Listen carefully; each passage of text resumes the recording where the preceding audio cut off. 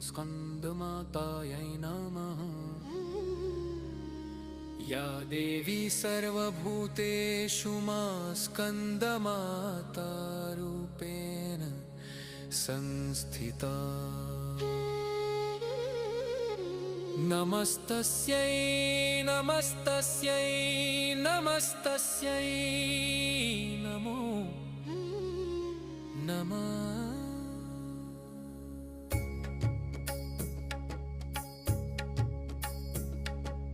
वन्दे वाञ्छितकामार्थे चन्द्रार्धकृतशेखरां सिंहरूढा चतुर्भुजा स्कन्दमाता यशस्विनी।